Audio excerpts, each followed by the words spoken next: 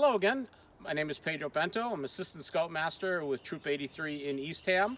I'm also the Automotive Technology Teacher at Upper Cape Cod Tech in Bourne. Today we're going to be reviewing some of the things you want to check on your vehicle before you head out on a trip. In my vehicle, I always have my little bag, which has basic things that I need. I've got engine oil in case I run low. I've got transmission fluid. I've got washer solvent. And I have power steering fluid. It's always in the back of my car. It's always tucked in here. So whenever I need anything, it's here. It also has rags so that I can check my fluids. Now, extremely important, before you head out on a trip, you want to check the tire pressures in your vehicle. If you have a newer vehicle from 2007 on up, it was federally mandated that the car has to monitor tire pressures. This is an older car, it's a 2004, so it didn't have one. So I actually installed a system that monitors the tire pressures in the tires so that I don't have to be checking. As soon as I start rolling, the vehicle tells me what my tire pressures are. So extremely important, if your vehicle doesn't monitor tire pressures for you, you want to check your tire pressures. Then we're going to come up front and we're going to actually check some of the fluids that we want to go through. Okay? Most fluids to be checked on a vehicle need to be done with the engine off. Okay? The vehicle does not need to be running. Okay? As a matter of fact, most of them, it can't be running or you won't get an accurate reading. This particular vehicle, to check the oil, there's a little yellow cap right here that says engine oil, motor oil. Okay? Always wipe it clean first so that you get an accurate measure. Wipe it clean. Put your stick in, lock it in place, remove it, and we check the oil. It should be between the lower area and the upper area. This one is right at the very top of the upper full mark, right where it should be. You also want to look at the oil and make sure that it's not overly dark. It needs to be full and it needs to be clean, because when it gets overly dark, that means it's contaminated and it's not going to lubricate the engine as efficiently as it should. So my engine oil is good. Now we're going to check my power steering fluid. Same thing. Remove it. We wipe it off. That's actually the dipstick for measuring, and we put it back in. Out it comes, and it needs to be right down here in where that little hash mark is. Plenty of fluid in there. That's good. We're ready to go. Some other things we want to check. These are visual inspections. Right here, this is brake fluid. It has a maximum mark, it has a minimum mark. My brake fluid is right there. You can just see it moving. It's a clear container. So you can just see the brake fluid level right there. I've got plenty of brake fluid. Over here is my antifreeze. Again, it has a full cold mark. The engine is cold, so it has to be right there at that mark, and that's exactly where it is. You can see the dark area down here. That's the antifreeze. This is empty. Right there, right on the full cold mark. So that's good. Last thing we're going to check, washer solvent. Okay, it should have a cap on it. This one broke off a long time ago.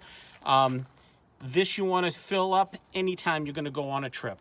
You never want to run out of washer solvent, because vehicles in front of you will kick up dirt onto your windshield, and you need to have washer solvent to clean it up.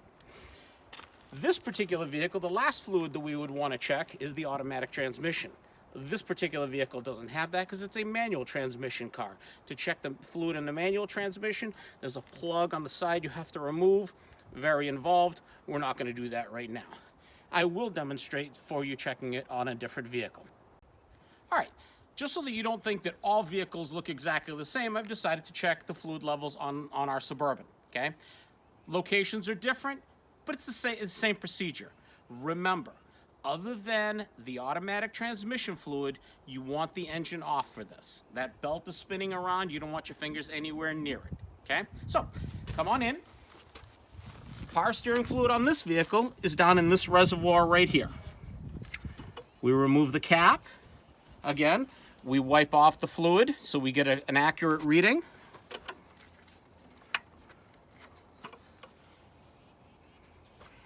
There's our fluid level. It's right at the add mark, so I could add a little bit, but it's cold, so that's actually okay. That's actually okay. Make sure the cap locks in place so it doesn't leak as it's going down the road. This is the brake fluid. Again, the low mark, the high mark. This one's a little bit below half. That's an indication that this vehicle is getting to be close to needing a set of brakes, okay? You should never need to add brake fluid. The only reason that it should go down, other than a leak, it can leak, but other than a leak, is that the brakes are wearing and the fluid is being displaced inside the calipers. Okay. This one's still okay, but I've got to look at the next time I service this vehicle. I want to inspect the brakes because they're getting a little. My brake fluid's getting a little bit low.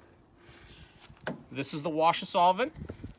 It is a visible container, but you can't see most of it. So usually I just fill it till it's full. Anytime I go on a trip, I always fill the washer solvent to make sure that it's full. Okay. Here's our antifreeze. Again, there's a full cold mark right there. I'm just a little bit below the cold mark, so I could probably add a pint of antifreeze, but it's not that bad. It's actually pretty close, but it is a little bit low. Okay. This yellow handle right here, this is the engine oil. Again, we pull it out, wipe it off. All the way back in till it locks in place. We bring it out and we check it. On this one, you'll notice there's a bunch of little dots on there. The oil needs to be between the top dot and the bottom dot, which is down there. I'm about 3/4 of the way up. There's 4 dots. I was at the third one up, so I'm pretty good. It was getting a little bit dark. This vehicle doesn't get used as much as it used to. It's probably due for service. At some point, we'll give it a nice service and get some fresh, clean oil in it. Now, to check the transmission fluid, which is back here, the vehicle needs to be running. To check it properly, it needs to be running and the transmission needs to be at proper operating temperature. It takes a while to get to proper operating temperature. We're just going to start it and we're just going to check it. As you can hear, the engine's now running. We're going to pull our dipstick. Wipe it off first. Make sure it's nice and clean. All the way back in till it locks.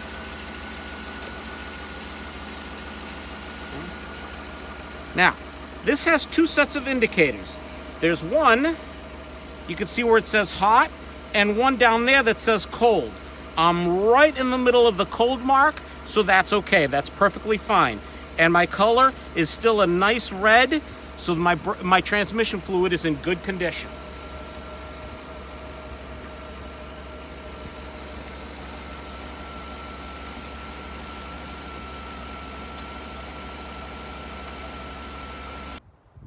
The last thing you want to check, you also want to look at the condition of your battery. Okay?